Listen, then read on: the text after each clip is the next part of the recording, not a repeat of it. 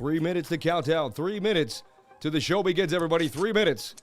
And we're bringing on the Dr. Arcane Bear. In case you didn't know, if you were sleeping under a rock for the last 4 years in cryptocurrency, my man, T-Ho. No, I can't hear you there, sir. Can't hear me? Okay. You got me now. You got me now. You got me now. And everybody, we're going to be talking about the decoupling today. I'm seeing some action. How does the mic sound? Sorry. You sound absolutely lovely. Right. Yep. Every time I get on the road and travel, I'm never sure if the ear's going to work properly. Yeah, no, I'm with you on that. I do a lot of traveling. I have not taken a day off from my stream since February of 2021. I've done it every single day for over 2 years now, and I'm now addicted to it, and I don't want to miss it. So I'm afraid if I stop one day, something will happen. So I just want to keep the energy and the flow. And yeah, I stopped. This is the longest time I've taken off since I started Arcane Bear. Yeah. It was like almost 2 months I took off this time. So amazing. All right. Yeah. 2 more minutes. They can hear us in the background, but I don't mind.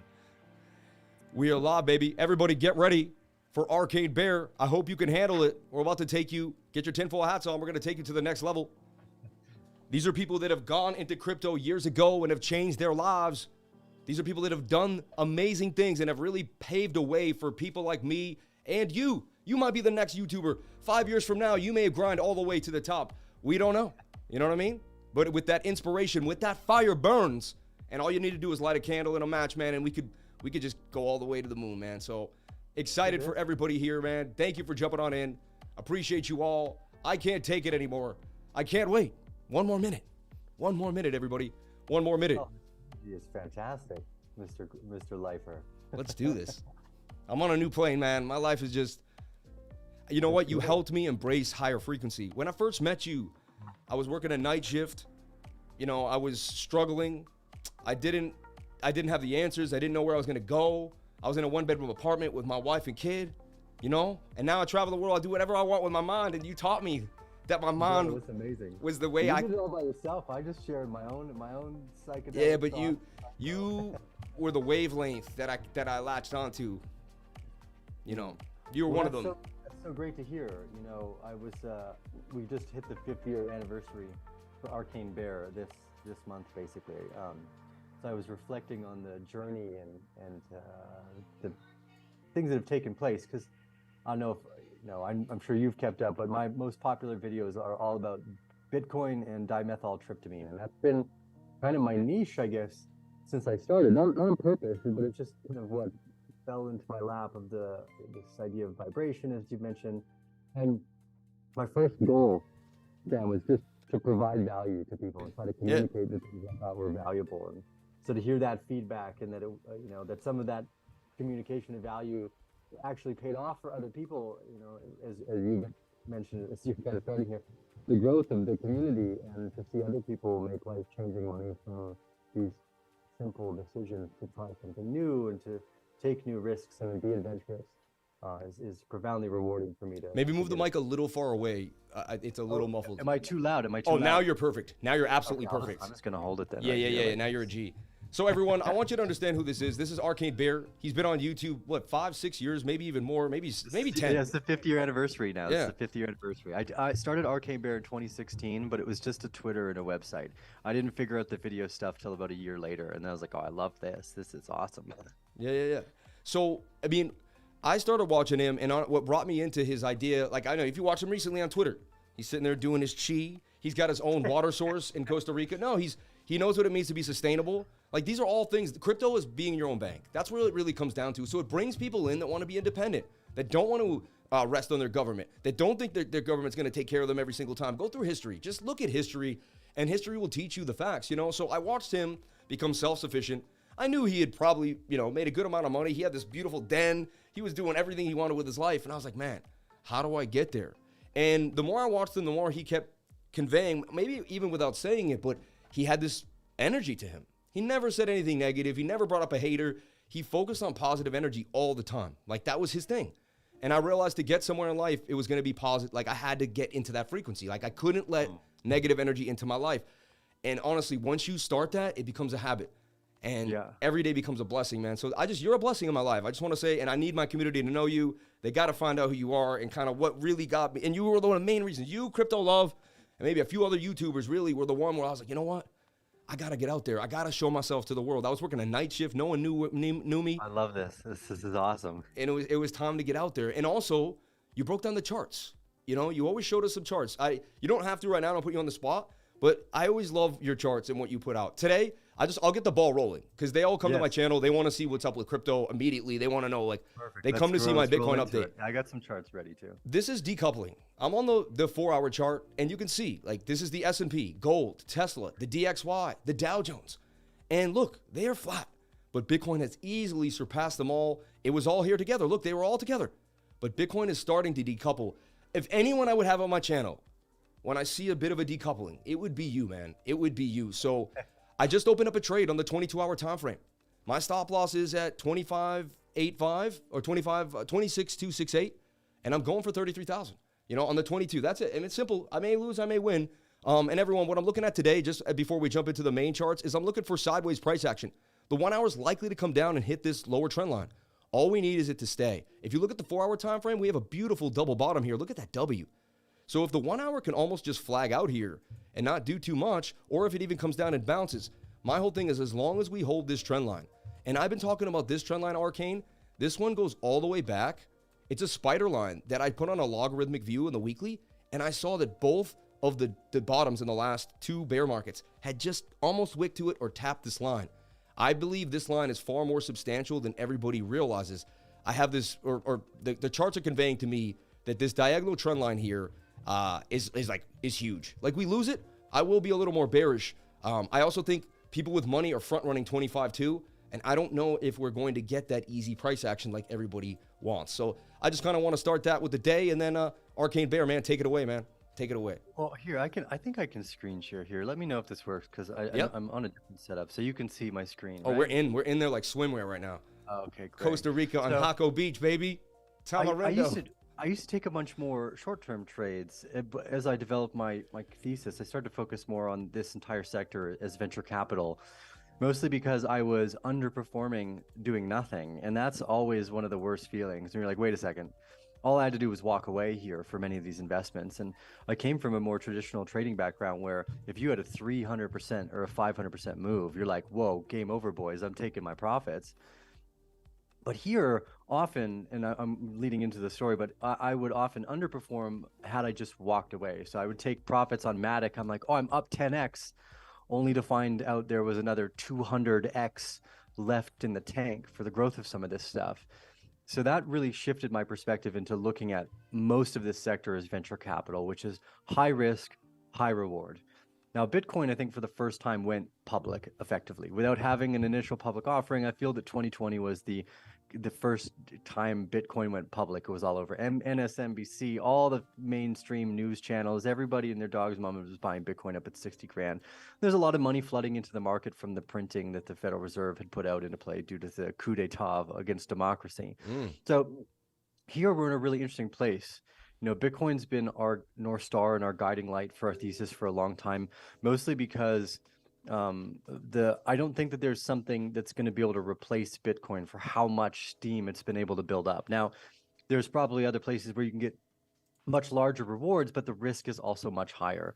I believe it's riskier to not own Bitcoin at this point in time than it has been at any other time in the future. And I think it's best explained by looking at something like Bitcoin as a generator. Before I get into the chart here, Alex, this kind of thesis of mine is, if you go into the summertime and you buy a generator, you can probably buy like 5 or 10 of them. You'll be able to, no problem. There's generators at all the stores you want to go to. But if all of a sudden it's now wintertime and the electricity has gone out, you can't find a generator anywhere. And the generators that you bought in the summertime for half price, you can rent out for 10 times more. And Bitcoin to me feels like a generator. It feels in the moment when your money is least safe from the governments, Bitcoin will become the most valuable in that heated need for something outside of the government's reach and control. And their whole campaign to try to disconnect the rails for it right now is a clear attack as the mainstream government propaganda approach tries to push everyone into a CBDC through the failings of the banks. Now, personally, I think we're going to get a run to around $45,000 here in Bitcoin. Interesting. I'll share that sentiment.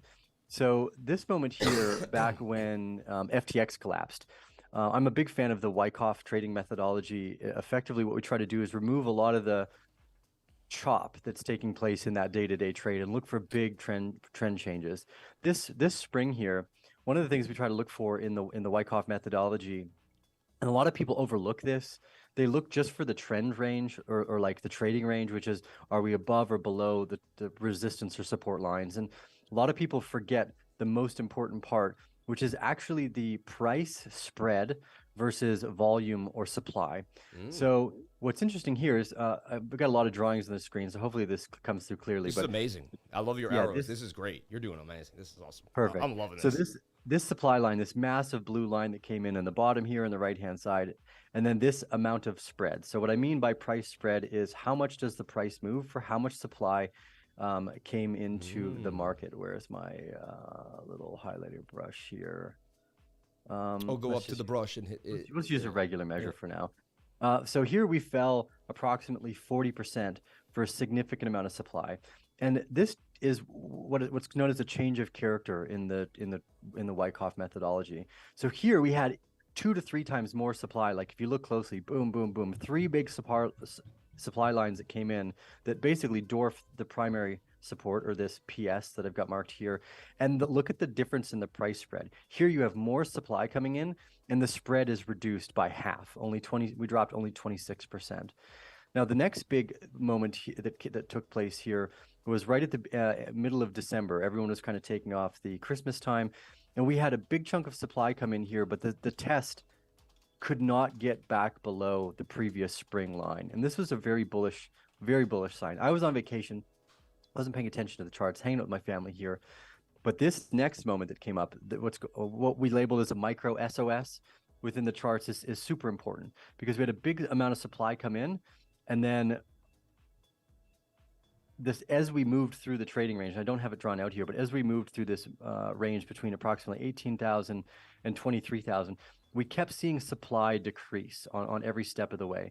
And the only time supply increased, the market's price moved up dramatically. So by early January, I was right around here. I was convinced already that we were going to $45,000 Bitcoin because of the spring and this very stable test of $16,000. Now, it's actually pretty funny because I was like, I think around here I'm like, bros, we could be going to 28 grand like in a single move. And what's always funny is this LPS moment when we touched back to 19 grand, everybody who was bullish here for the most part was like, oh my God, it's bearish again. As soon as I change my character, I'm picking a direction for usually months. And the reason that I love the Wyckoff methodology is so much is that if you measure the amount of time it took from the primary support all the way to at least, let's say, the spring, there was 164 days now to where we are today, over 286 days that we spent in the accumulation range. And that usually means that we have about at least half of that time going to the upside before we see downside. So I think for the next 90 more days, we're going to see continued upside, probably around $45,000 for Bitcoin. Now, that's probably as high as we go, although we could make some arguments that if they really start to push this central bank digital currency narrative, that we just blow through that and we could go to new all-time highs. But generally speaking, a 200-day accumulation range is actually quite small. It's not very big. So there are some analogs here that we can use that will really help kind of point this thesis from a deeper direction. So if I go back to my Bitcoin chart here, let's open the one. I've had this one up. I've had this drawn.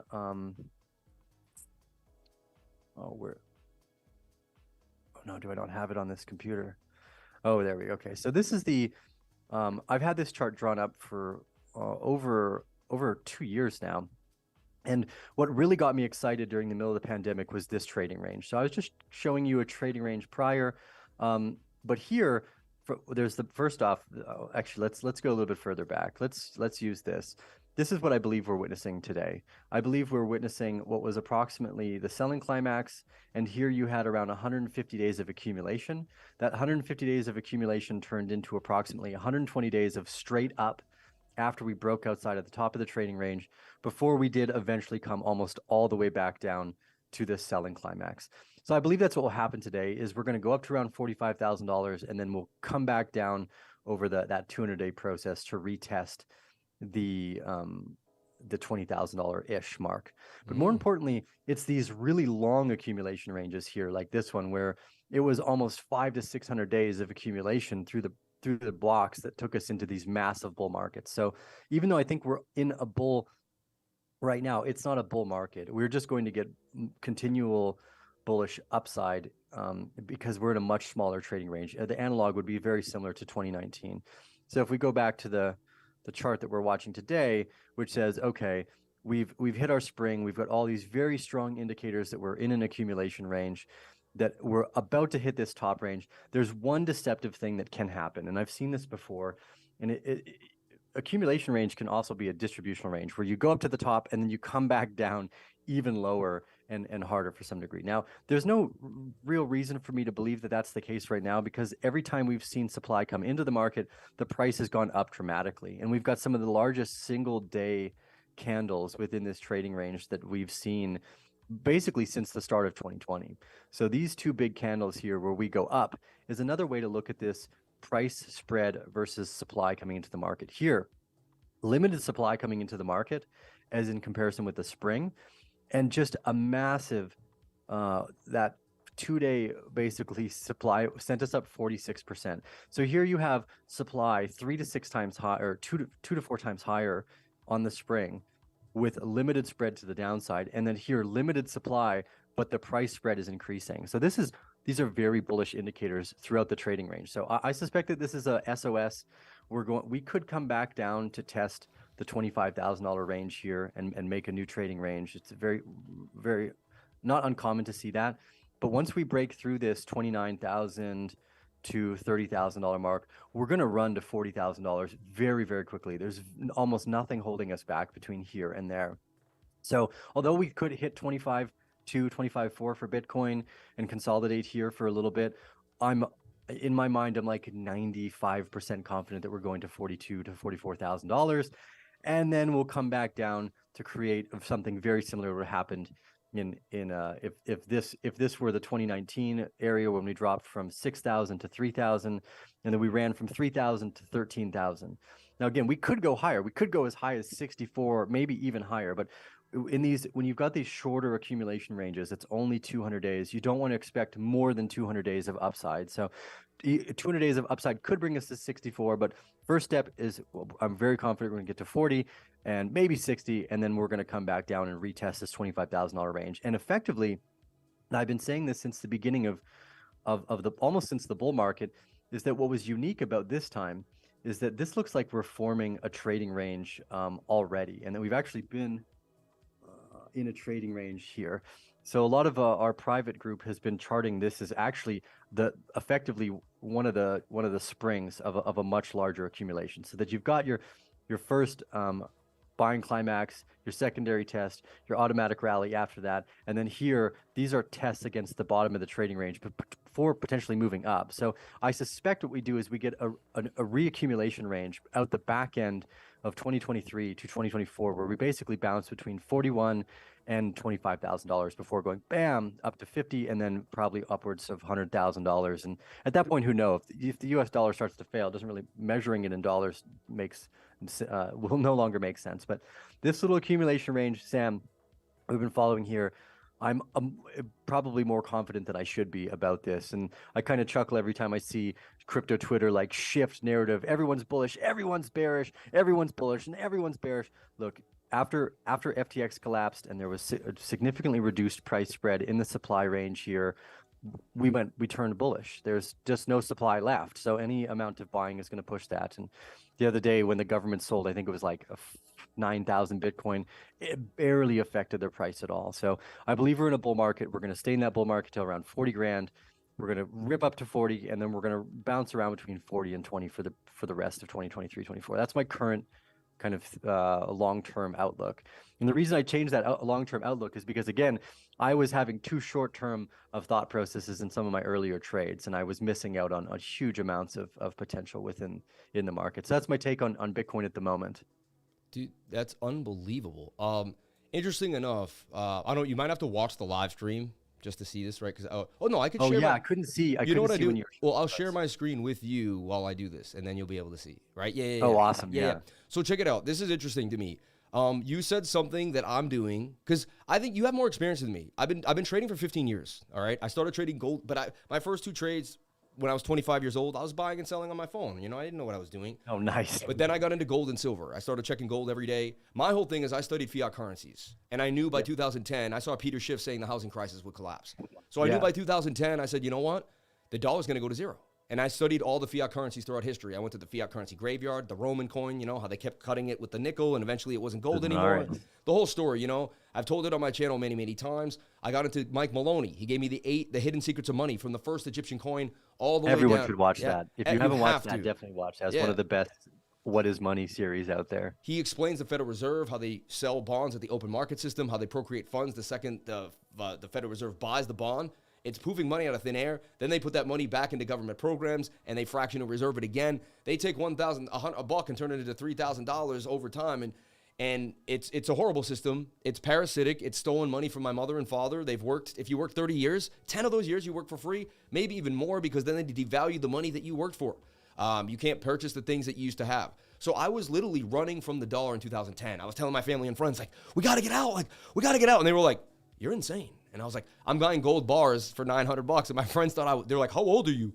95 years old? They were like, where's your monocle? And I was like, guys, like, we need to take this seriously. And like, I kind of alienated a lot of people and kind of went, and I worked a night shift and eventually kind of was like on my own with these theories. And there wasn't many YouTubers out there kind of saying these things, but I knew the math was real. And I kept studying history. And I said, man, if I stick to history, this will make sense to me, right? So lo and behold, I find Bitcoin around $500. I always mined it when it was like 100 or two, you know, less than 100, but I forgot and started flying drones and did some other digital thing. But I was this close, you know, I was really close. So then when I found it at 500, I figured out the halving.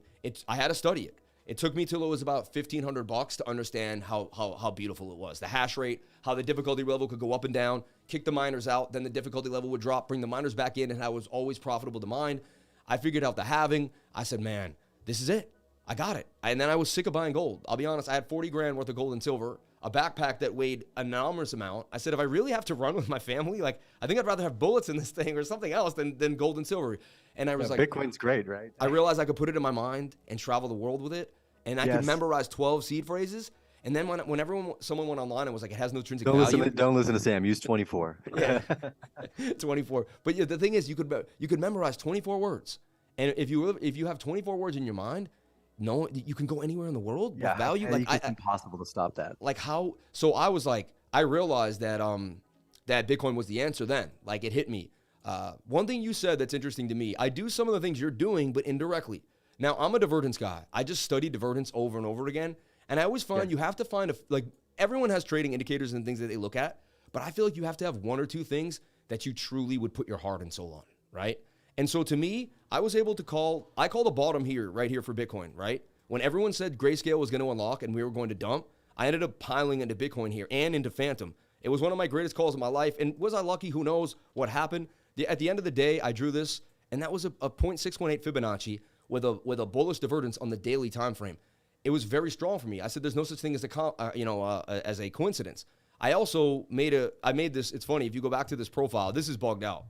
This is one of the weirdest calls I ever made. But it was October 4th, and I'm watching Bitcoin, and they call me Sammy Cup and Handy. That's like, this is like a nickname I kind of forged going online every single day. I formed this cup and handle. I just trade the cup and handle over and over again. Sometimes I see ones that other people don't see. Other people disagree with it, but the results are the results. For instance, I found a cup and handle on Doge Chain 2 days ago. It's now up 95%. I posted it to my trading group. Like, how did we know beforehand? But look, I pressed play. I basically was calling for a $69,000 Bitcoin by November 20th, 19th. I was 9 days off on this call. Like, it was insane, you know? And so I called this, I called that, and then I also was able to find bearish divergence on the top. And the reason, I'm not trying to toot my own horn, which it sounds like I am, but the point is, I stuck to the same ideas. And I want to just couple what you're saying with what I'm saying, and kind of, and also, I don't know what you know, and what you're saying is blowing my mind. I just want to make that clear. I am, this is awesome. But when I looked at Bitcoin here, and I looked at the weekly time frame, and I love zooming out like you. When you start trading, everyone, you have a $1,000 portfolio, and you got to trade the 1 hour and the 4 hour to double it up, right? But once if you ever get to the chance to, have a few $1 million or $500,000, you start making more and more, your trades will get bigger. You're going to start you're going to have to look at the charts on a bigger scale, because you can't afford to be, timing tiny moves when you have a large wallet. It just doesn't happen. Like, you have to be able to see a macro scale. What he's telling you right now is so true. Like, when you've got more capital, you want to take more time to build conviction in any of the plays too, so you don't buy all at once. Yeah, you can't go all in on one day. You have, it's like if you want a $100,000 Bitcoin move, you have to put $5,000 in at a time. But this was bearish divergence here, right? Like you could see, clear as day.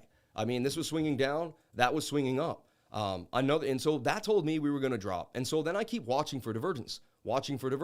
Finally, I'm looking at it, and I saw bullish divergence here on the weekly. I went back in time, and I said, I've never, it's happened one time. Like, I went through every single weekly bullish divergence I could find. There was never one that strong. And so to me, I decided to start long. I bought a whole Bitcoin at 19K because this was the first divergence I saw right here. And I did call it that was when the dollar topped out. So I figured, but then when Sam Bankman-Fried happened, the dollar and Bitcoin tanked. It's kind of a black swan event that brought us down here.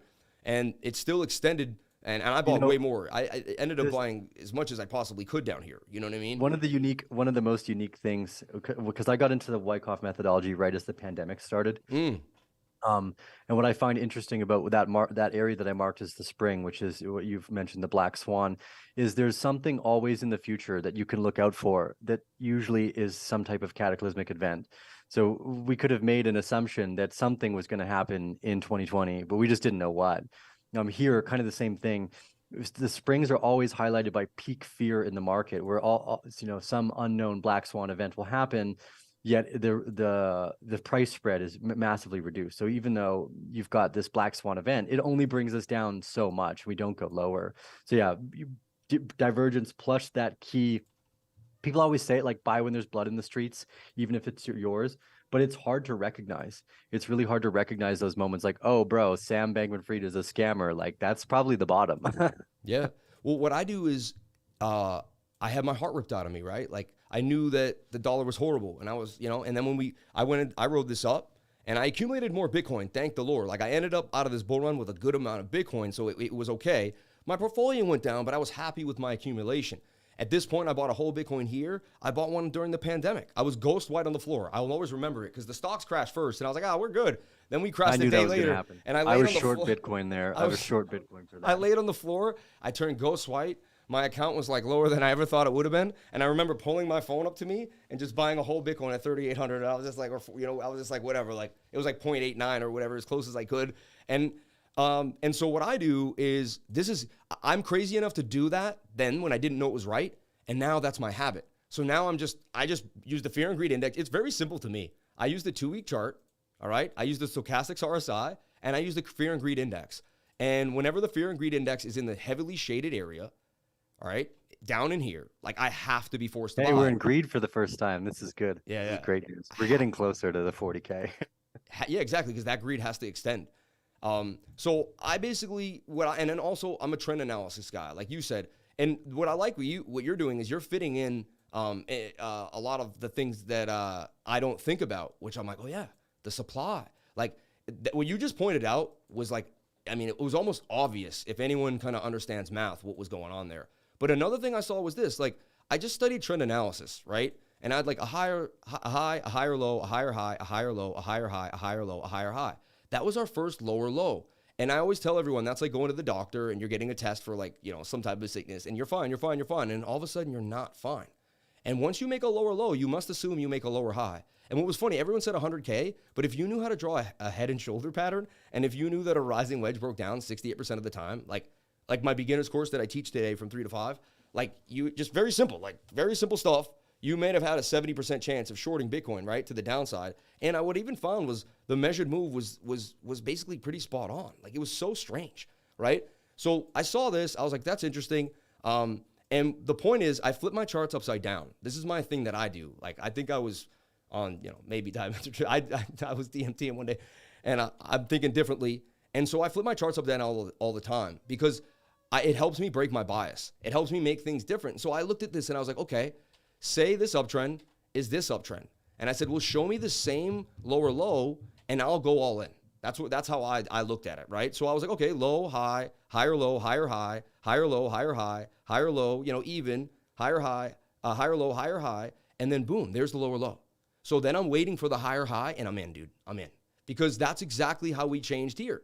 And I could be wrong, Nice. but it's heavy trend analysis, right? I think we're correct here. I think we're I think And we're gonna run to 42. Yeah, so I balled in. I've been buying. I'm not gonna say it to be rude, but I went in hard with a lot of my net worth here into BTC because I figured I love Bitcoin. I know it's the answer, and I may not get a chance to get these prices lower. I did keep capital on the sidelines. If we go to 10K, I can handle 10K. I can handle 12K. I'm okay with it. I'm open-minded to believe that we could do it, right? As a trader, I listened to Trading in the Zone, Mark Douglas, someone older and more, wiser than me, and he says, like, you can never know, you can never tell yourself exactly what's going to happen, right? You always have to leave the probability aside.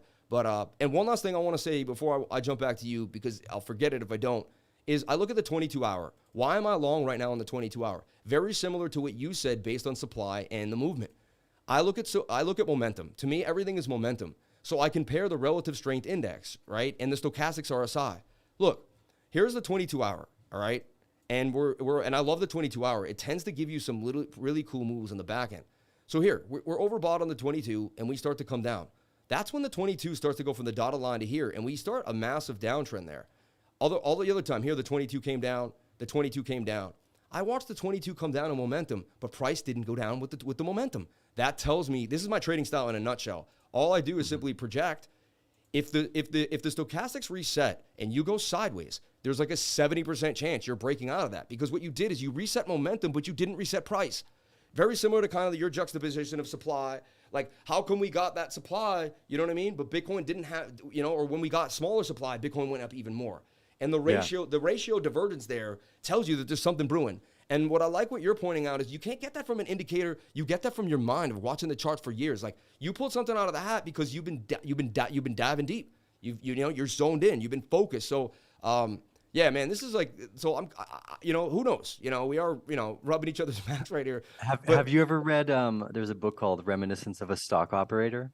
No, now I got to do it. We got to write this down, everybody. It's a classic. There's a few I'd recommend. I like that one just because it's a good story, but it talks about people who were trading like before there were like tickers on stocks at all, and they were just measuring and then having to chart out by hand their trades. So the Reminiscence of a Stock Operator is quite interesting because a lot of what they're using is this price spread and supply coming into the market to mark really big trend changes.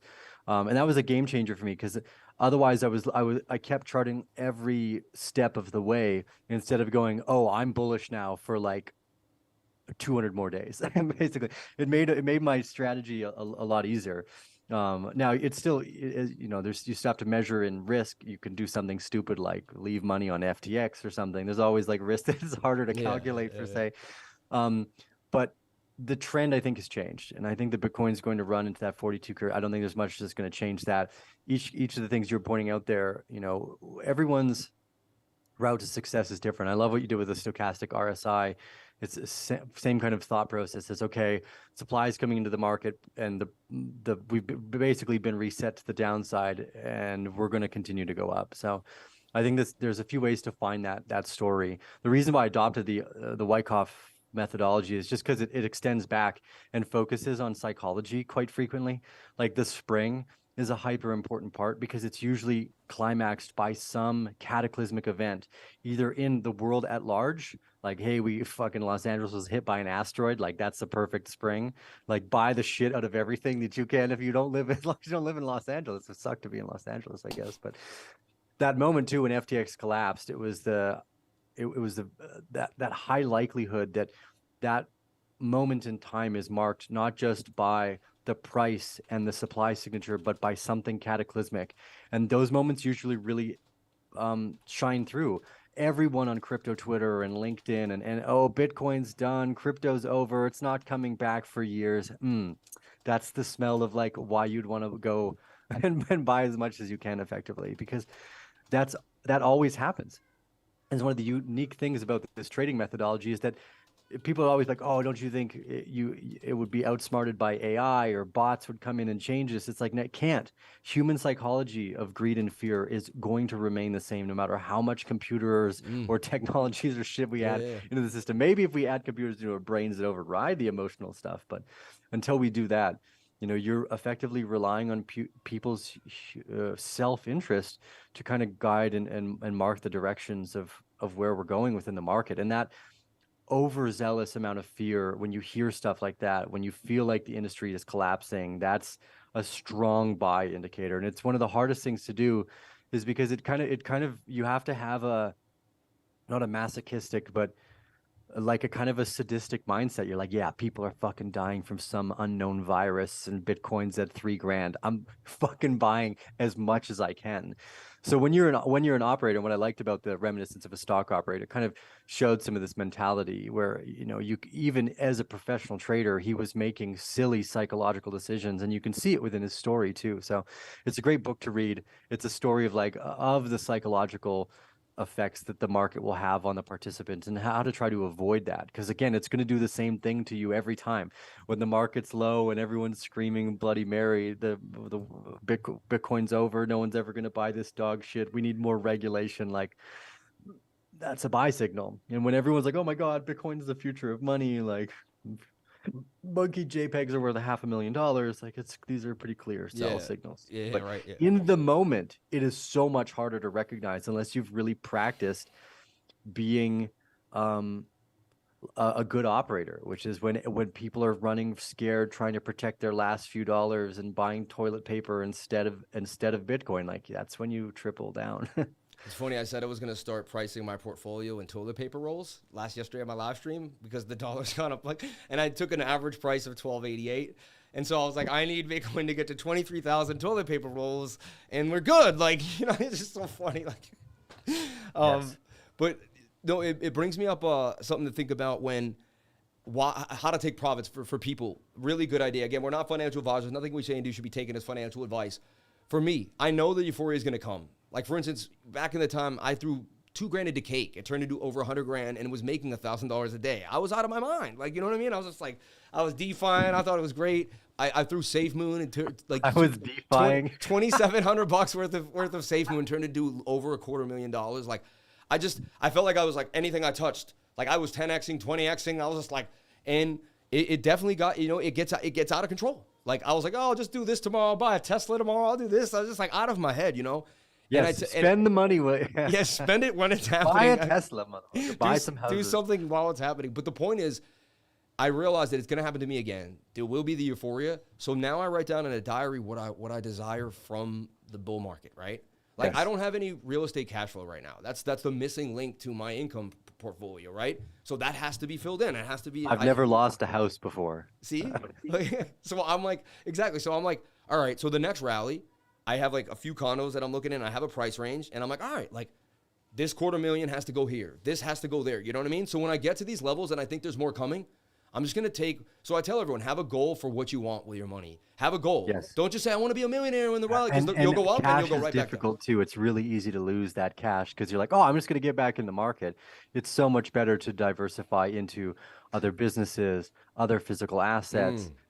Like I said, I've never like woken up one day like, oh, my house is gone. Like it just doesn't happen. Like it's not the way. Yeah. So these slower, more liquid assets are definitely the way to go. And for some people, myself included, it actually gets hard to spend if you're up in those significant levels. So you have to be looking at big ticket items like new houses or new property, and then also calculate in the variable costs. Like, okay, well, if I own this new piece of property, it costs X amount of thousands of dollars in taxes every year plus upkeep.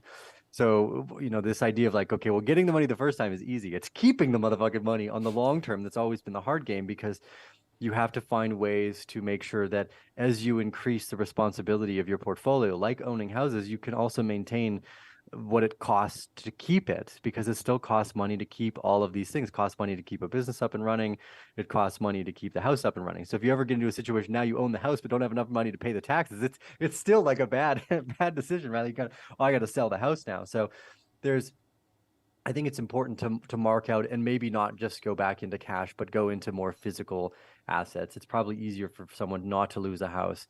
I know when I've gone back into cash, I've made equally silly mistakes with the cash along the way. Whereas I've never lost a business or a house because they're not liquid. Yeah, I can't just spend the house tomorrow on fucking Dogecoin or something shit like this, You know, Whereas like if you got it in cash, you might think, hey, this is a great idea. I'm going fucking 500K into Dogecoin, and before you know it, you gone from millionaire to not. funny. Um, I know you, and I've been watching you, but I totally forgot that a lot of my subscribers don't. Right. So let me backtrack because we gave them the charts, but like, who are you, man? You know, let them know who Arcane Bear is. Like, kind of a little bit of your story. Where you live in Costa Rica, I believe, or somewhere in the world. Yeah. I don't even know if you. Yeah, but yeah, I'm in Costa Rica right now. And so, I just kind of like tell my subscribers who you are. Some people keep asking, who is this guy? I've never, what's this guest? And I'm like, yo, it's Arcane Bear, man. What are you? They haven't been in crypto as long as I have. Yeah, He's He's like an OG. He's an OG. Yes. Like just people realize because he already did it. Then he's taking some time off. So if you're new, you might not have seen him, but he's been on it around the blockchain. Yeah. He's been on BitBoy. He's been on all the big channels. One of the most popular YouTube channels out there. Because there were very few. There was only like maybe 4 or 5 people that were talking about Bitcoin in 2017, 2016 that were vocal about those changes. Now, I never became more popular as the next bull market kicked in, and I've learned something about myself that's very important there. Of why I'll probably never be super popular. It's just, or maybe I will, but not yet. Generally heretics. You're coming with me. Popular. You're coming wherever I'm going, man. I'm taking you with I'm me. just trying to not get burned at the stake here, bro. Like I'm just trying to avoid like incarceration for being right early half the time. Yeah. And this is one of the things I think that people discount, and it's a great story about how I got here. I'm a heretic. So for those of you who don't know what heretic means, it's one of the people that would speak out like against the church and say the world is fucking round. And we tried to burn or like that plants can help you as medicine. They're like, it's fucking witch. And that's a really hard place to be because it means I have something valuable to say, but it also might get burned at the stake for saying it. So often we're trying not to die here for being invested. So Arcane Bear kind of started from this same thesis. Like I like finding really valuable ideas early. And sometimes those valuable ideas are extraordinarily profitable. Sometimes they're not profitable. Knowing that vitamin D might reduce your risks of diabetes or Alzheimer's or any number of diseases. It's not profitable to know that. It doesn't help me in any way, shape, or form to be like, hey guys, you should definitely probably be supplementing vitamin D. Hey, where's my vitamin D spray? Yes, yeah, exactly. You got to double down Can we get that? on health. So yes, please. I first started talking about Bitcoin and dimethyltryptamine and pineapples, and my goal was to find those valuable things early. But as I progressed through this, the sequence of events, it became very clear that everybody likes making a lot of money off of it. So, okay, well, you're not going to make a lot of money from pineapples or fucking vitamin D. So where is there the most upside? And venture capital is one of the clear asymmetric bets of our time. And it was funny because in early 2021, it probably should have been a warning sign. It's like all of a sudden everybody's a venture capitalist, Yeah. But what it means is asymmetry. And asymmetry in an idea means, hey, if I put $1,000 in this company today and I walk away for 10 years and I'm right, maybe I make $10 million. But if I'm wrong, I only lost 1,000. And this is the real shift that I started to lean into was how do I turn $1,000 into $1 million or $10 million? Wow. It's really hard to measure that because it takes time. And one of the hardest things to do is be able to have the conviction to hold or to be stable within that process for that 5 to 10 years time duration to take place. So over the last few years of kind of discovering, because I never meant to be an investor. I was like, I'm buying Bitcoin at $200 because fuck the banks and the governments. And, this is, I thought I was going to defeat the government through this other thing. And it paid off extraordinarily well. But as I tried to reverse engineer it, okay, well, can you make a 10,000x again? Because you did it once, right? Like, can you do it again? And that becomes where the thesis is so important of, I want to buy something that's where I see it 10 years from now is the productive upside. So this is where I made a lot of mistakes in my early trading careers because I would buy, like, I'd throw $1,000 in Dogecoin 5 years ago. It goes up 10x and then I sell. And then I lose my reasoning for why Dogecoin is a good idea. I walk away with my 50 grand or whatever, thinking I'm a king shit from making money from a dog coin. But I come back now, that same $1,000 would be worth like $8.8 million today or something ridiculous. It is so hard to measure the asymmetric upside to being right early on the long term and what that means. So I've been really trying to dive into this idea of, okay, what other moments in time could you have put $1,000 in and come back 10 years later and it be worth 10 million? So like a 10,000x effectively. And they're very far and few between, but they happen frequently enough where you can make like 10 bets and get one right by just kind of throwing the darts. And obviously you just don't want to throw darts. You want to have some type of focus into your thesis. So we started heavily investing into video games since 2021. Now a lot of those are in a loss. Like, you know, you put in 25 grand, it's worth like 5. You're like, well, that was a bad idea. But it's, again, the hardest thing to do is measure that out through time. You can't hit a target if you don't throw the dart, right? So you got to throw 10 darts. Like, I mean, you know, I'm a speculative trader as well. Like, you gotta take a chance if you want to see something, if you want to make life-changing wealth. Like, there has to be a bit of a chance there, you know? I started to measure things much differently I mean, people always say this, like, oh, you got to play with money you're willing to lose. And I don't think that really covers the thesis properly. There's a quote from an Indian investor named Monish Prabhai, who's made hundreds of millions of dollars by early venture capital investing. And he says, his quote is, heads I win, tails I only lost a little.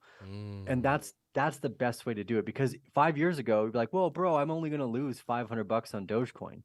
And then all of a sudden your Dogecoin portfolio is worth 100 grand. And this is where, again, the mistakes that are also profitable seem to come to light. We're like, I'm going to take that 100 grand because I only put $1,000 in. It makes so much sense, right? But if you just, we have such a hard time measuring out patience 5 years into the future to go, wow, that $1,000 would be worth $4.8 million today. It just doesn't register. But the entire time, your downside was still only $1,000, even if the account was up at 100 grand. Yeah. So a lot of the times what I'm trying to do is help people find that long-term thesis where you don't need to invest 50 grand to make $1 million, right? You can maybe get away with $500 in something that you think is just a total, it seems so risky.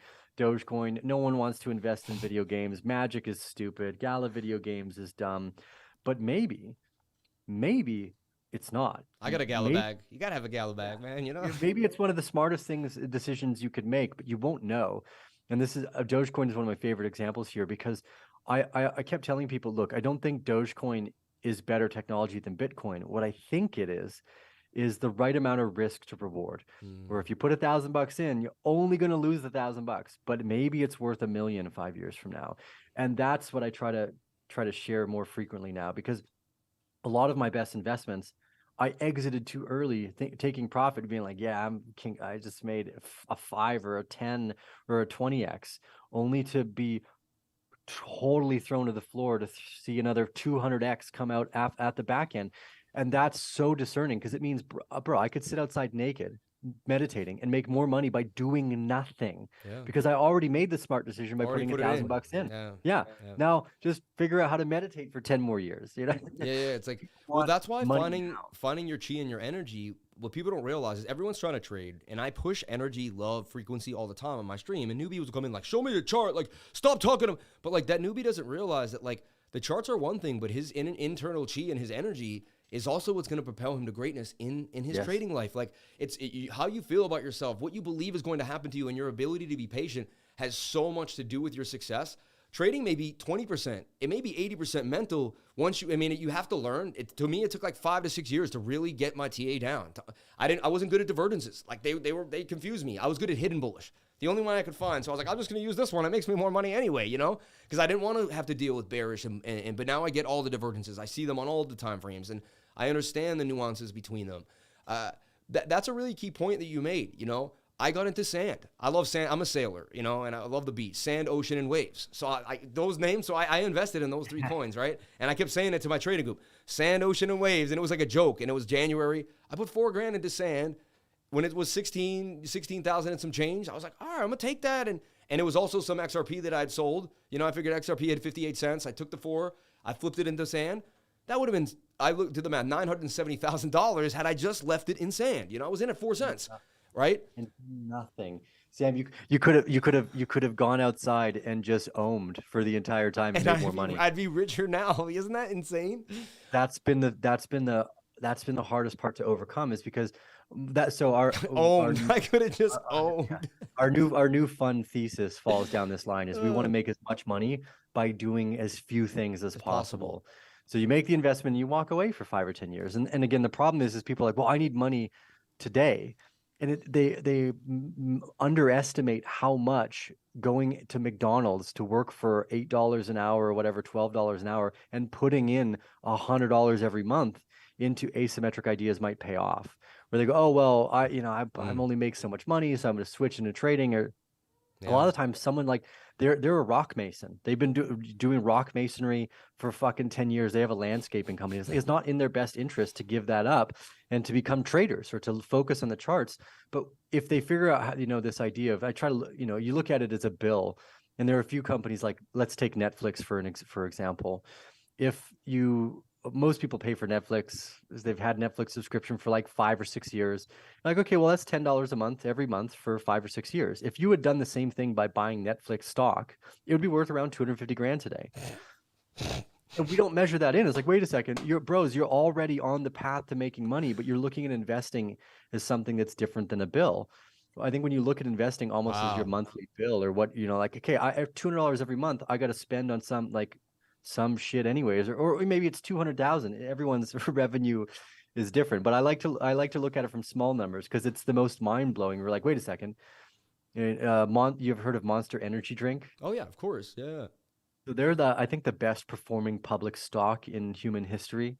So we're a lot of the times, like venture capital, you're looking at, can I invest before the company is public, before it's gone public? But Monster Energy, when it went public, if you had bought in the year 2000 $1,000 worth, today it's worth 10 million. Wow. And so that means that all you had to do was invest $100 a month in 2000 and be like, oh, I love Monster Energy. There's a lot of gamers who fucking love Monster Energy. Just sip it all day. Yeah. Yeah. If you're using these products, like, this is another thing, is all the Uber drivers. As soon as you start using a product, start investing in that company, even if it's a small amount of money. Over the course of a few years, it will generate wealth for you. You're already spending your money on it anyway. I love what you're saying, man. This is beautiful. Like, this is beautiful alpha. Like, amazing. Instagram. Yeah. Spend your money on actually owning the company if you're using the product frequently. And a lot of people overlook that. It's been one of the most exciting parts about the micro ownership technology is maybe you can like play to own or play to earn or like watch to own a part of Netflix. And that reward for the community is actually a much better marketing tool than any of the marketing gimmicks that companies try to attach later on. Like, oh, we want to do something, so we'll make a video telling people about how awesome Netflix is. If they could own micro Netflix stock instead, it's a way better marketing advertising. Because, well, bro, I made an extra 200 grand by watching Netflix, basically. And it's so weird that they don't have a platinum subscription where you can pay $12 a month for Netflix and $24 a month for Netflix plus micro stock. It's like this one subtle change makes so many people more wealthy over time. And this whole technological sector is the opportunity potentially for doing that, which is why the SEC and the CFTC are going to try to go so hard against it, is because what keeps the average person out is regulation. You don't want to burn yourself. Well, great. You can't lose that $1,000 then by investing in fucking Netflix every month. So they remove the ability for you to make wealth because you're not smart enough to lose your own $1,000. And everyone that cries for regulation of this ecosystem has a mental disorder as well, because they're not understand. You need to learn that the fucking burner is hot to know then how to use the burner without getting burned. And you can't regulate that away. No matter how many the burner is hot signs you put on the burner, some dumb motherfucker is going to burn themselves. So it's usually best to remove regulation, allow as many people as possible to figure out that, hey, maybe Instagram wasn't the next big thing to invest in, but you were using it and it looked like it might have been, and you lost $1,000. But when you're right, the upside is orders of magnitude. And there's nothing that we're not built as humans to measure like virality or exponential growth. So there's no like mindset where all of a sudden you're going by day and all of a sudden like 10,000 days has passed tomorrow. Whereas that happens in the investment world. It happens with viruses. It happens with growth of content. It happens with a few things in life, but most things don't operate in exponential curves. They operate in bell curves. Like you're only so tall, or you can only get so fat, or your IQs can only be so high. There's no someone with an IQ of like a 10,000 all of a sudden does not exist. And most of our life is lived by this kind of bell curve phenomenon. So we don't have great ways to make room for understanding asymmetry. And Arcane Bear as a thesis, what I was trying to provide is that value of understanding, and then more and more so being patient enough for asymmetry to take place. For, I'm going to make a video today, I'm going to make a video tomorrow, like you said, and over time, the return of that kind of day by day investment is orders of magnitude higher than what you put in. Because we don't have a day-to-day routine for it. Like, you have to practice. You have to find ways to practice. Like, I'm going to lose $200 because maybe 10 years from now it's worth 2 million. It's like, it doesn't make any sense to the average person unless you really start to think about it and look at how many times it's happened in the past. Like, it's happened with Netflix, with Microsoft, with Amazon, with Instagram, with Facebook, like, where if you just put in $100 every month into even the plain and simple Jane Bland companies we're using on a daily basis, you end up rewarding yourself with real wealth through small incremental day-to-day changes. And that's what I want to get across. And that's what we try to focus on in our thesis, as well as you can probably make a lot more money by doing a lot less. So if you're a stonemason, don't quit your job to become a trader. Just find the new adaptation of how you invest to make it so that you can receive those asymmetric gains.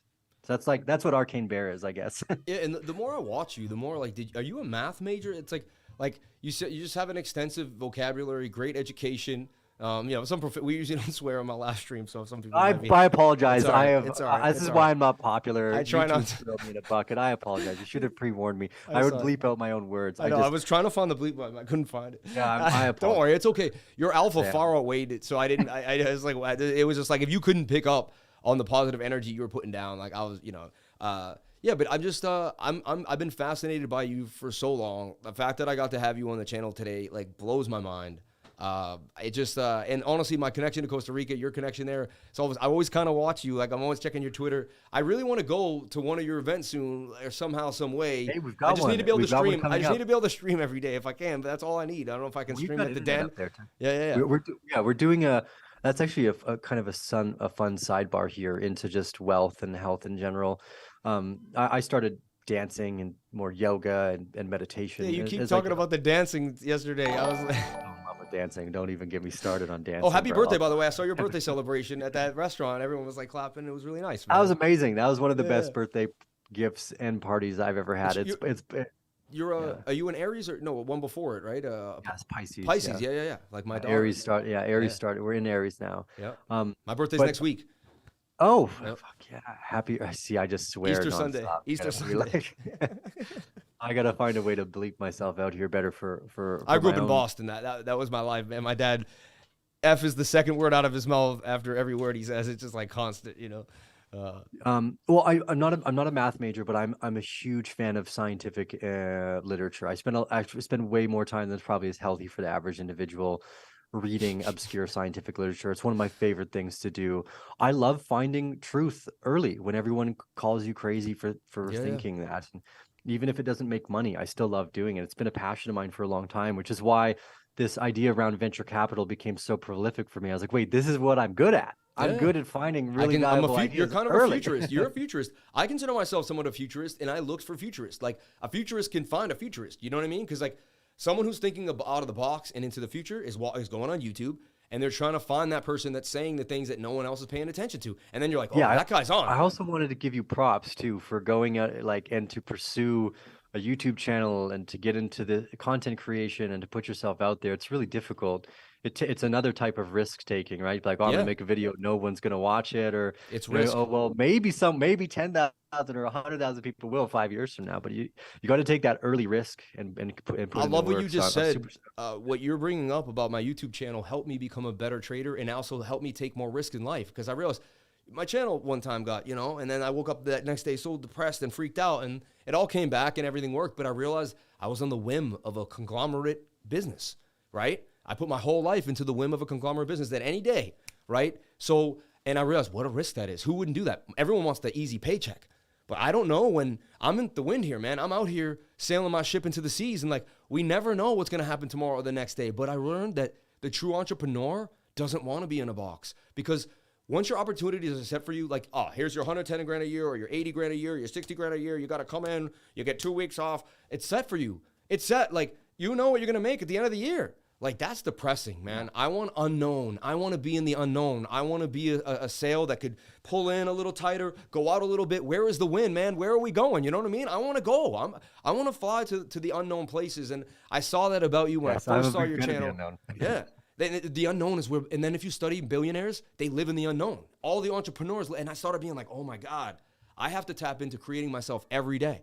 And I have to go into a realm that I don't know. I don't know exactly I was going to wear this shirt to the last minute, right? But I figured you in Costa Rica, I had to change it up, make it feel good. It's a good shirt. It's a good shirt. It's a great shirt. You never know, right? You got to be in the unknown. You got to push, you know? And that's where true opportunity comes from. And then you have to you're like a monkey. Like, you're swinging from the trees. The monkey doesn't know exactly what branch he's going to grab, but he keeps moving, and somehow he just goes. Like, it doesn't stop. You're a flying squirrel, whatever you want to be, you know? Yeah, you get into some really interesting points of psychology there, because effectively you have to become interested in failure early on, because most of everything you're going to do early on is failure. Like, you're going to have to do a bunch of fucking see this. It's impossible. I'm going to practice this. So the next time we do this, there's no more swears on the channel.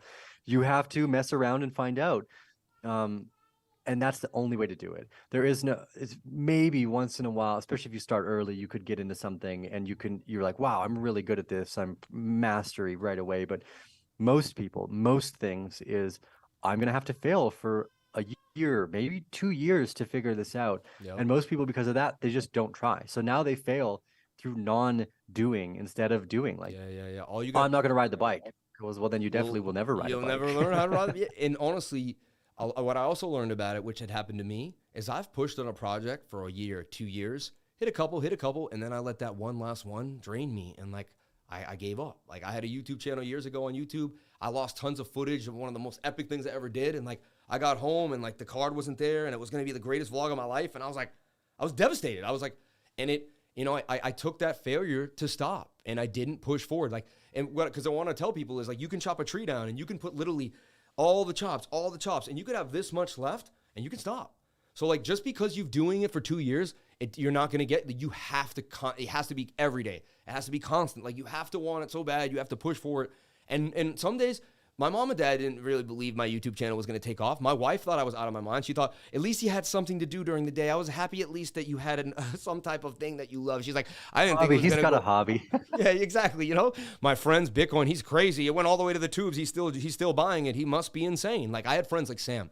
They sat me in a room like, you have to stop buying it, Sam. Like, and I said, no, you don't understand. Like, the fiat currency, you haven't studied history. I said, and they're like, oh, you're a know-it-all. They thought I was some genius, thinking I was a genius know-it-all, like throwing it in their face. And I was like, guys, like, I studied history. Like Bitcoin's going to be huge. Like, you have to understand it has a fixed value, and they're going to keep printing money. I said, it's 8-year-old math. Like, I was at a party one day, and they were like, so you really think it's going to go? And it was like 4,000. I was like, guys, like, it's obvious. Like, I've been telling you this for years. Like, I'm sick of telling you. Like, I was like, I'm not going to say it anymore. I was like, I'm done saying it. I was like, just buy it and leave me alone. You know? Yeah, YouTube is so much better, because at least then the people that want to Exactly. I was done talking. That's why I started my channel. I was done telling and no one that wanted to listen to me. And now they see me and they're like, maybe I should have listened to that guy. And I'm like, hey, what are you going to do? You know? YouTube's awesome for that.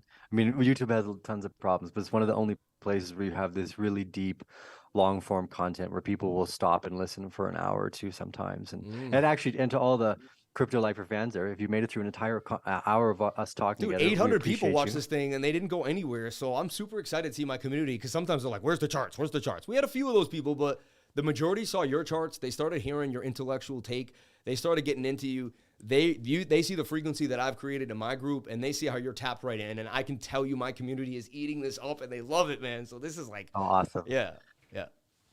Well, Sam, it's been great to catch up today. Yeah. We'll have to do this again. We will. I got to drive all the way back. Yeah, do your thing, man. I'm gonna jump into the background with all your screens, bro. You're just the screen master. I gotta take some hints from you here. 6 screens. I'll show you my. I'll send you a video of my studio and what I'm doing in here. Arcane Bear, man. Any last things you want to say? Go follow his channel. I pinned it in the comment section. Jump on in there and see that. We're gonna pin it also at the bottom in the description too later on at the end of the video. Everybody, thank you so much for joining us. I'm going to stay on. Don't worry. The Zoom will end. I'm going to continue to do what I do. We're going to go through the charts. We're going to have a blast. We'll extract pieces of this.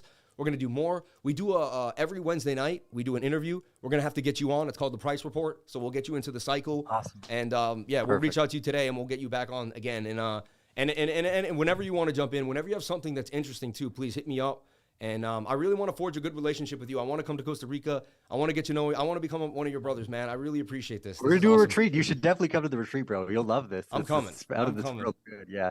We just total side point, but we just kind of formulating the final ideas of how we do health and wellness retreats once or twice a year, just because each of our board members, like, we need this for ourselves. So if other people want to go too, great, but like each of us needs this. Like, we're getting old. We got to make sure our hips stay good.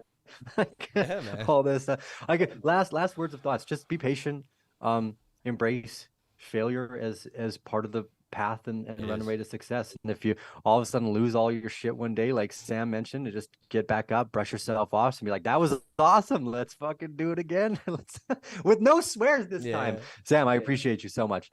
What a great chat. I'm so glad you did decide to pick up the camera and start making these videos, because I'm sure you've helped a bunch of people along your journey as well. So thank you for inspiring me to go, man, and everyone else. I read this poem, a certain slant of light, by Emily Dickinson. She died. They found all her poems from the 1700s, and they found out she was like amazing, but no one knew her. And the whole point of that story is, when you get up in the morning and you just shine your light, you may just bring someone out of depression. Like today, someone might be watching this, and someone might just be like, you know what? Like, I did feel a few times, but that means I was on my way. Like when you shine, you help other people shine. You know what I mean? So you did that for me. I'm going to do it for other people. We're going to pay it forward, and we're going to keep going, man. And we're going to keep that energy. And God bless you, man. Thank you for everything you've done, and thank you for being here. Have a great day. Pleasure. Yeah, great to chat today, Sam. We'll speak again soon. Thank you. God bless. Thank you. Unbelievable. Unreal. That was amazing. That was amazing. Let me jump on in here and get back to brass tacks. But that was a beautiful thing. Thank you for everyone that sat there with me. I know we like to do the charts, and I saw some people getting a little frustrated. But, know that was just something that had to happen. It was organic. It was beautiful. We scheduled it a few months ago. And, he's been traveling a lot lately, so it hasn't been easy to get him. He's actually a hard guy to get down. He does a lot of traveling. He's all over the place. And he's busy. And also, not to be rude, but he's made way more money than me in cryptocurrency. Like, I look up to mentors that have done more than I have. And those are the people that I associate with. I like to associate with people that have gone far beyond and pushed to the limit. So I wanted to introduce you to people that I love and that I want to bring. Great content today, as always, but thanks for introducing us. Anytime, man. Anytime, man. Shout out to the $10 super chat. Good job, guys. Much appreciated. Marcus Zbot. And thank you for the super chat. You people are amazing. $61 in chat revenue. Unbelievable.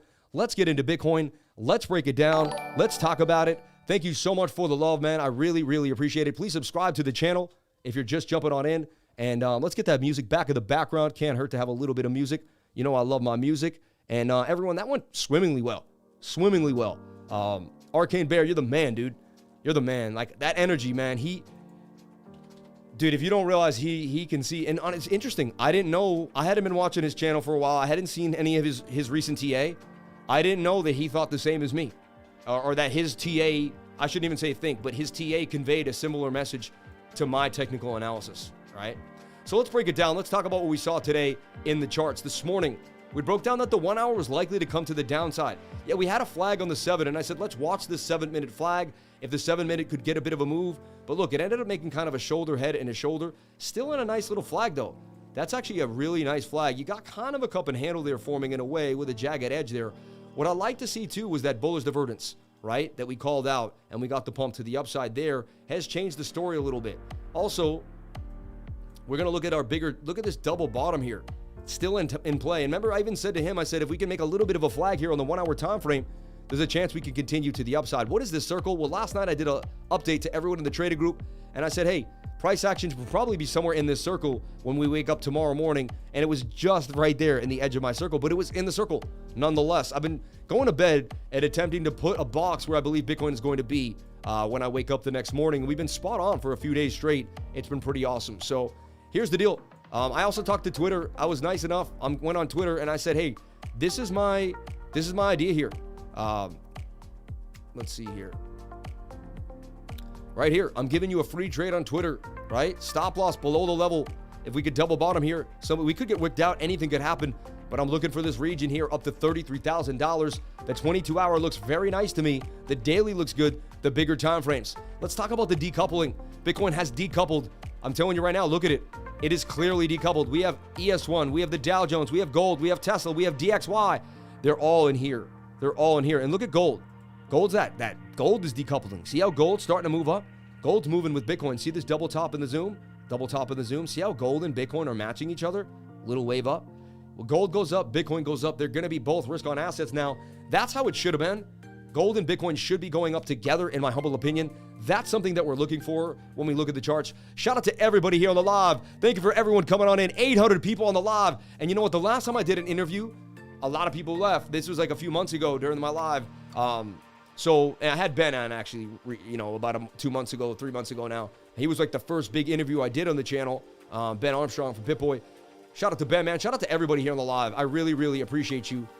Bullish on the flying squirrel. Shout out to Joshua Jelowick, man. Banging show. Gaddafi. Banging info. I mean, he was amazing. Like, let's give a round of applause for the man. Arcane Bear, baby! He was absolutely amazing, and we pinned his channel there in the comment. Check him out. I think he's going to start blasting. Look, 45. I mean, we're right there together. I can't believe it. And I watched this dude for years and years and years and years, man. Arcane Bear. It's amazing to see the people that you looked up to years ago, and then you get to collaborate with them. If that isn't inspiring to you, if that doesn't make you want to dream, if that doesn't push you to the highest level of your life, I don't know what it is, man. Watch me every single day as we change lives. Stay positive, live in love, and push yourself to the highest limit. Never use hate. Never message someone with hate. It doesn't do anything for you. Stay in positivity at all times. Don't focus on negative things. Don't focus on negative situations. Focus on beauty, high frequency, and positivity. Let's take a look at Bookmap now. Bookmap getting panned to the downside here. Squeezing the shorts to the downside. If you have a small-minded mentality, then you won't do too good in trading because you're going to be like someone mentioned in the chat today, like dumping. And it's like, yeah, we're dumping a little bit here, but it's likely. Look at the 1 hour time frame. The 1 hour was overbought. Wants to come down to the bottom of the range here. All right. And look, there's our VRVP with our fixed range. And you can see right here, we're sitting at 27,000. Our higher level is about 28.2. We're still stuck in the range. As long as we don't leave 27K, all will be somewhat well. What is this? That's a line that I made, vertical line. What is that vertical line? That's weird. I never made one of those before. I don't know how I did it. It's funny. My vertical lines are usually thicker. So look, the 1 hour coming down. Nothing wrong with that. Sad that the 4 hour is making a bearish engulfer. Not the greatest, and it's defying this beautiful double bottom. But at the same time, it's range bound. Top of the range, bottom of the range, top of the range, bottom of the range, top of the range, bottom of the range. We're likely coming down to the bottom of the range. Big deal for me is if we lose this bigger trend line. If we lose this bigger trend line and we come down into this area, likely we do get stopped out on the trade. But, anything is possible. We'll take it from here. So just watching this idea for Bitcoin. And honestly, red candles are a great place to snatch it up. Let's take a look at our 15. Our 15 minutes oversold. Any strong bearish divergence here? Not really, but nope, nothing there. 7 minute. Nope. 1 minute. Not getting a good bearish divergence, bullish divergence yet. Bullish divergence. Slightly starting to fall less here, but still not unbelievably amazing on that 30 second. And we'll get out of there. It's too small of a time frame. So right now, look, the 1 hour has an M at resistance, short resistance, long support, right? So that's shorting resistance right there, likely coming back to the downside. So let's see how this can play out to this area. All right, get rid of this little flag. That flag did break out to the upside. All right, we call this strange bullish divergence there on the 1 hour that did push us to the upside 2 days ago, or like I believe 2 nights ago. That was a bullish divergence in the 1 hour time frame.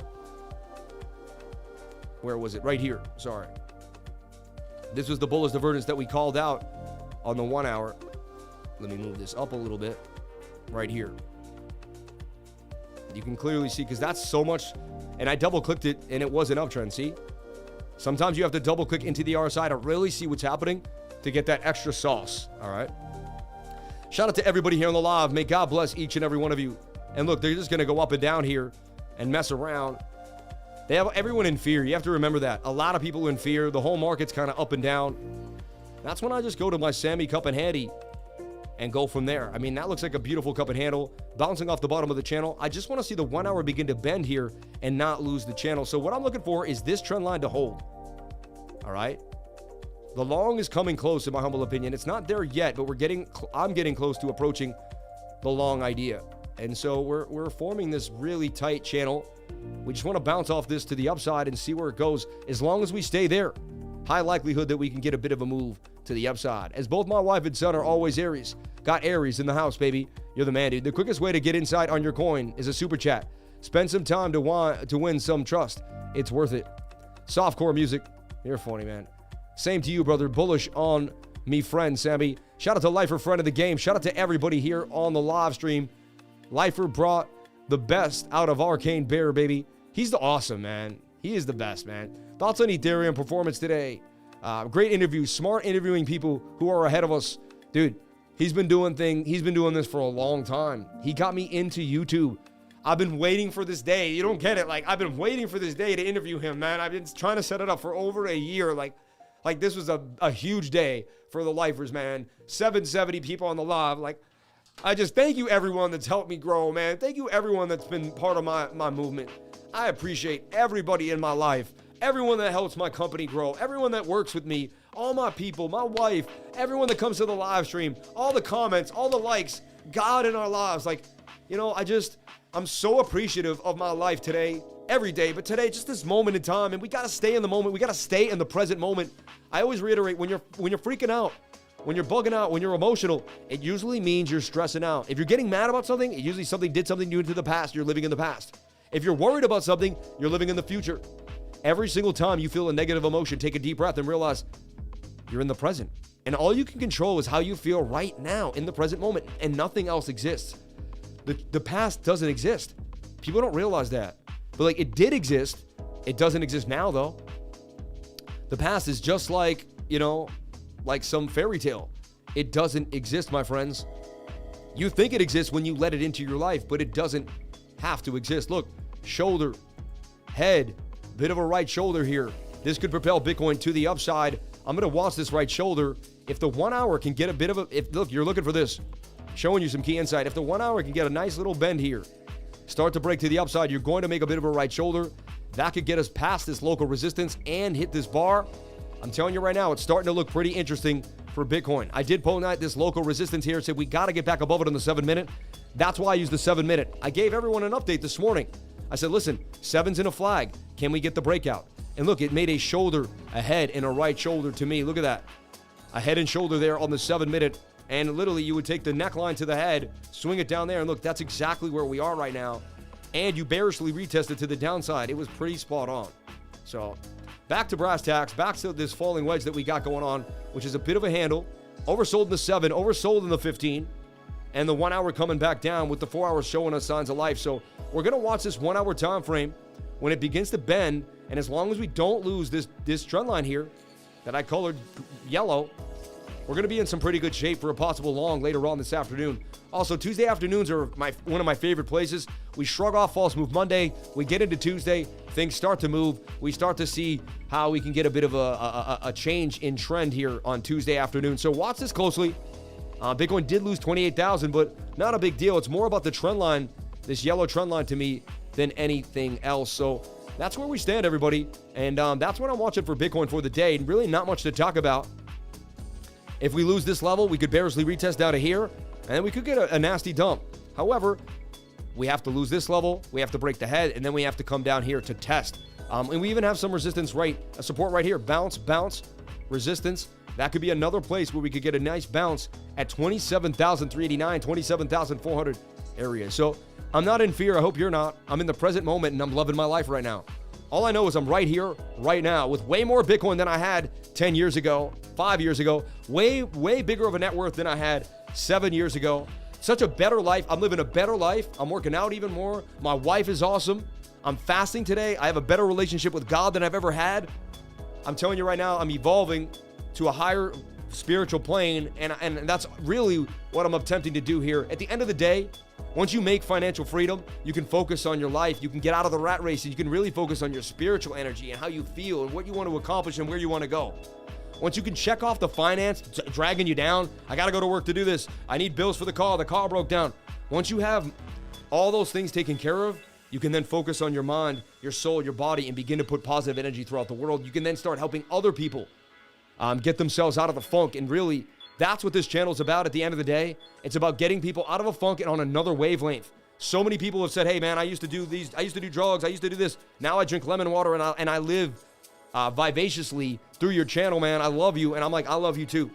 And you live in the present moment. Remember that, everybody. You live in the present moment. It's so important.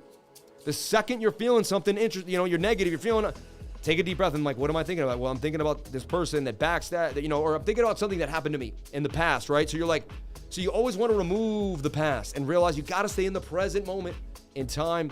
You know what I mean? Like your dad, like my dad, man, I love my dad, like ups and downs in life. Anything could happen to you in your life, anything, right? But you just want to remain in the present moment in time, all right? Remain in the present moment in time, and the spiritual energy will convey itself to you, and you will find your chi. You will find your chi. So we're looking for Bitcoin to kind of stall out here. Look like the bears don't have too much momentum to take us down. I'm looking for this right shoulder to hold us down and for the measured move to take us up here to about 29,000. How does that get negated? If on the 5 or the 7 we start to dip more and we do a bearish retest of this area, a short down to 27,200 will likely ensue. So something that's there. I'm not bullish or bearish. I'm open-minded. I'm just giving you the skinny. This is an inverted head and shoulders. A lot of people may not have seen it, and that does have a 68% chance of a break to the upside. That's just what the chart conveys. Hey, I'm not right or wrong. I don't know what's going to happen to Bitcoin. I know nothing but the fact of my own ignorance, and I'm serious. As funny as that sounds, I know nothing but the fact of my own ignorance. That's it. So we're watching Bitcoin closely, all right? And if you still need some clarity here, we'll double-click the charts. Get rid of the VRVP for a second, the fixed range. At the end of the day, we're watching this idea here, all right? And the 22-hour looks absolutely scrumptious in the zone here. So, and where does this convey? Back to that level. So I just made this, I made these two angles, just showing you the idea. Resistance, resistance. We're back on the other side of the diagonal trend line. And then I zoom into for you on like the 1 hour so you can kind of get a preview of what's happening. So that's what I do every day, everyone. I show people what I see in the charts. Whether it helps you, it does. Whether it doesn't, it doesn't. But I'm going to do it every single day. And I've helped many, many people see things that they never would have seen before. So may God bless you all. Thank you for being here. Thank you for jumping on in. And just thank you for being awesome and being a part of my live stream. I really, really appreciate it. So that brings us to the news. And then we're going to jump in back into the charts. But that's what I see happening for Bitcoin today. That's what I see happening for Bitcoin today. If you were in my trading group, we talked about Dogecoin. Let's just go over some of the gains we made in the trading group. I love going over gains because it's awesome. So look, Dogecoin was in a Sammy cup and handle. The cup with the handle, right? Bit of a double bottom there. We gave you this. I put this out on April 1st. Okay? April 1st. So great. So interesting. Dogechain. You know what I mean? Dogechain, baby. Dogechain. And Dogechain would blast to the upside. Gains on gains. That is not right. That's not March 11, my man. We got to change that, please. That's not the right date, my buddy. I love you, but let's take that down and do the right thing. April 1st was the day that I put out this cup and handle. It would blast to the upside. Look at Credi, also another cup and handle for 95% gains. Injected protocol, just been very interesting. But Dogecoin, top gainer in the game, one of them, and one of the coins I was looking at, and it slipped down now if people have sold it off. And some other coins are getting some love now. Funny, remember someone asked me about ICX, and I was like, nah, I don't want to trade that. Wow, would have went up 73% gains in 3 days. Interesting. I'll never do that again. I learned my lesson. I'll chart every single thing and never be like, I'm watching VXV, and this thing continues to fall to the downside, but it's an 886 retracement at this point. These are those low cap gems that no one really talks about. I've placed just, like he said, I placed $1,000 in it. If I lose 1,000, I'll lose 1,000. It is what it is. If I hold it for 2 to 3 years, it's something huge happens. So I speculate. I have a huge speculative portfolio in which I do a lot of the things in which he talked about. But I also like to trade day to day, and I also like to teach people how they can pull money out of the markets every single day, how they can find opportunity. Like look at Dogechain, blasting to the upside. One thing I want to show you that's very interesting about Dogechain is the 4-day chart. 4-day chart's been calling my name, and let me explain this. Let's look at this. Look at that stochastics just pointing out.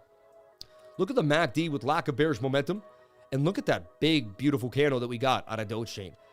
In 4 days, 100%. I mean, you can't beat that. You can't beat it, baby. You can't beat it. So, yeah, error on the date there, Sean. Boy, I love you, brother.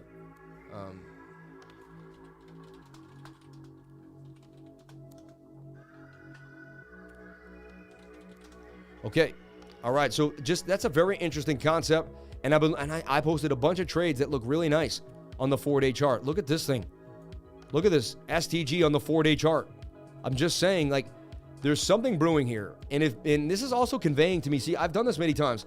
I go over so many coins. If you go over 50 coins, right? And like 30 of them all want to blast on the 4-day chart, it's kind of like a premonition of the charts telling you that a big move is coming. How could a big move happen in these alts? Bitcoin would have to pump up hard, then give it back or go sideways, and the money would flow into altcoins. So this is also conveying me that Bitcoin's going to go up. I've done this many times where I've seen indications from many other little charts, and they've also, prognosticated the idea that Bitcoin is going to go to a level. And again, nothing is guaranteed in trading, but I've done this before, and I've extracted the data in a unique way. My brain is unique. All of our brains are unique. Nobody is going to see the charts exactly the way you see them. Impossible. Like, nobody sees the charts in the same way I do. You know what I mean? Someone could do the best to copy and try to figure it out, but like, it's so unique. We're making these ideas every single second in time. We're bopping and weaving, and we're in the unknown. You know what I mean? Living in the unknown is the key to life, everybody. I'm telling you right now, you'll never feel better than when you don't know what's going to happen, because you can make it happen. You'll be in control every single second of the day, and you'll love your life. You'll have that frequency. I got to go to the dentist today at 1 o'clock. So I just have to say that. But are you like me? I should tweet this. I clean my teeth thoroughly before I go to the dentist. And everyone's like, why? He's the guy who cleans your teeth. But I'm like embarrassed.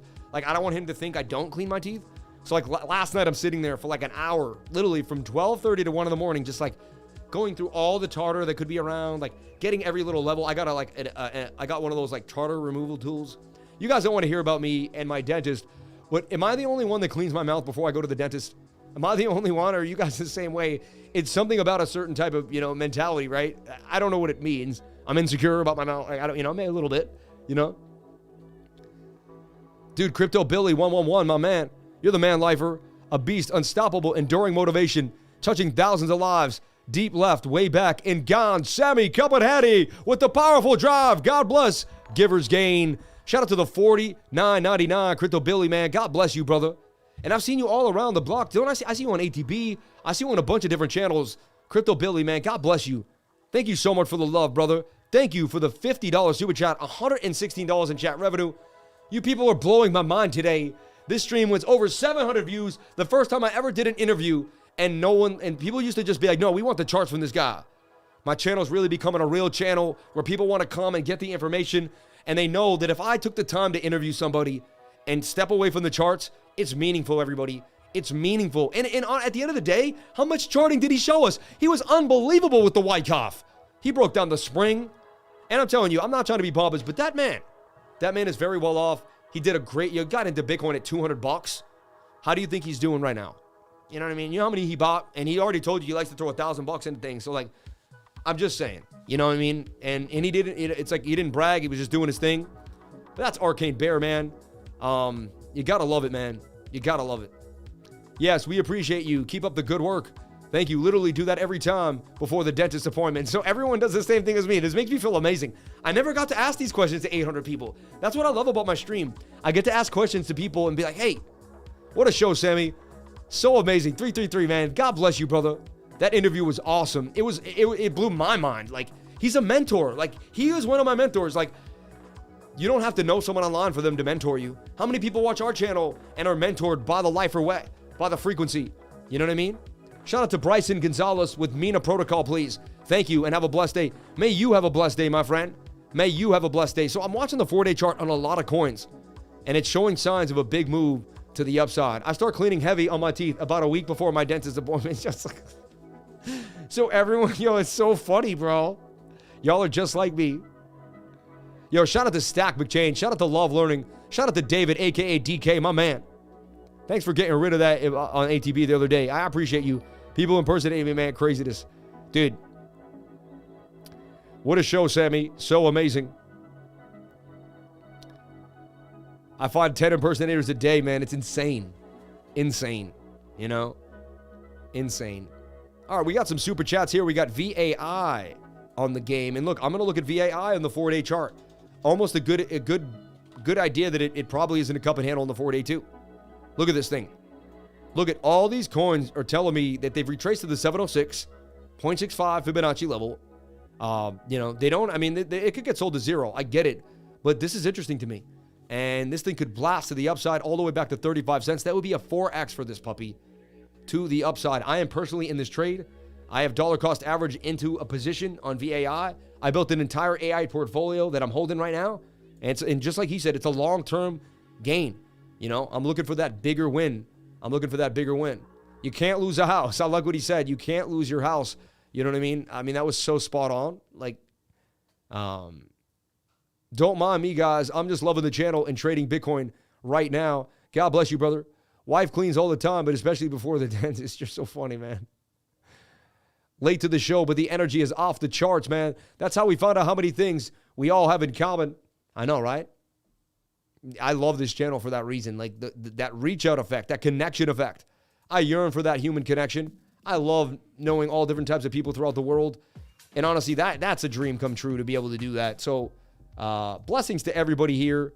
Thank you for jumping on in. Appreciate you all for doing what you're doing, man. And let's jump on into the chart, into the news real quick. We're still going to bring you the news.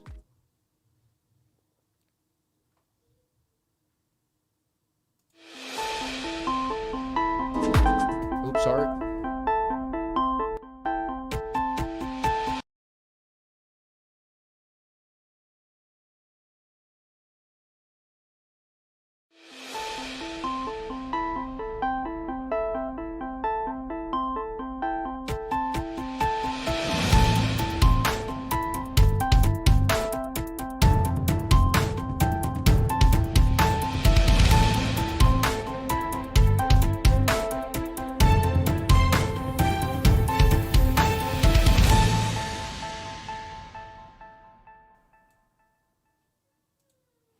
Welcome. Today, my name is Samuel James Price, and every single day, I give you the news in cryptocurrency on my channel, Crypto Lifer. And today, we're going to talk about 3AC, right? 3 Arrows Capital founders opened crypto exchange OPNX after bankrupting their first effort. It's a little strange, right? That they're able to open up another one after Suzu and Kyle Davies' new crypto trading venue, OPNX, is open for business. The new venture is also doing a token giveaway of its native Flex token. The crypto exchange OPNX is open for business. The firm announced its community members Tuesday the venue's launch, as well as a giveaway of its native token. Many of you know now that Flex will power OPNX as a native ecosystem token. Flex appears to have a market capitalization of $256 billion, but it's thinly traded with just $790,000 in volume. Would you open up an exchange? I would not do any business with them. That's absolutely absurd. Again, I love the crypto space, and I like to see new is innovation, but how does that make you feel? That doesn't give me the best taste in my mouth. I don't, fool me once, my fault. Fool me twice. Fool me once, your fault. Fool me twice, it's my fault, right? Like, come on now. If you put money on this exchange and something goes wrong, I think you have yourself to blame on any exchange for that matter. But that's a very interesting topic. I mean, that gives me a bunch of mixed signals. I don't know what to say about it. I love the innovation, and I love that they're relentless in their pursuit of business.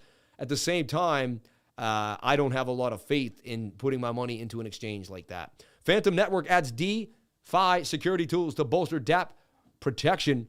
Pretty cool, man. The Phantom blockchain has added crypto security firm DeFi's tools for users on its platform, a representative told CoinDesk on Tuesday.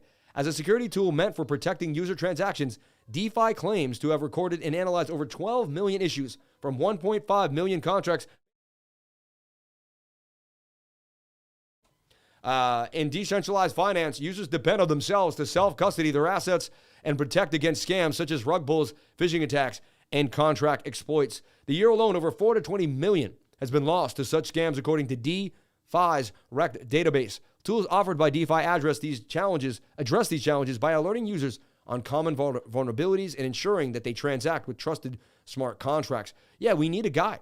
People that don't know what they're doing, we need a bit of a guide. We need something to follow. I like that we're starting to implement more protection, and I like Phantom is the one to do it. You all know Phantom was a coin that put me on the map. I absolutely love Phantom. May even go back into Phantom at one point. You never know. Crypto protocol Laser Zero raises $120 million at a $3 billion valuation. Wow, blockchain infrastructure provider Laser Zero Labs has raised $120 million in a Series B funding round at a valuation of $3 billion, tripling its valuation from $135 million round in March of 2022. The capital will go towards growth initiatives, including hiring and expanding the company's presence in the Asian Pacific region. The funding round is a rare 9-figure deal during a crypto bear market that has seen investments in the industry slow to a glacial pace. So that's some big news that I want you to understand. And now let's get back into the charts. And let's run that music back on. Thank you so much for everybody jumping on in with me today on the live. So biggest news today is the decoupling of Bitcoin. You can get caught up in the day-to-day price action. I get it. And that can really, you can go up and down and be depressed and sad all over the movement. But at the end of the day, you really want to see things for what they are. Great stream. Love from India. I have a long position at 28,230. Is it any good? Should I hold or exit the loss of a capital? Thank you. I would never tell you what to do. Don't ever ask you. I love you, man. Number one. I love what you're saying. You're saying love from India. You're saying great stream. Those are two beautiful things that you said to me. God bless you. However, I do have to, break this down here. You can't ask a YouTuber when to sell, when to buy. I would never tell you, number one. Number two, I'm not a financial advisor. I would never tell you, I don't want to advise people what to do with their money. I am an educator. That's simple. You got to do your own due diligence before getting into any coin or trade, man. I showed you the charts and I already conveyed to you what I'm seeing happening. As long as we stay above a certain level, which is that vertical trend line, I'm more bullish on Bitcoin. So you do whatever makes you happy. And also, nobody knows where Bitcoin's going to go. I don't know where Bitcoin's going to go.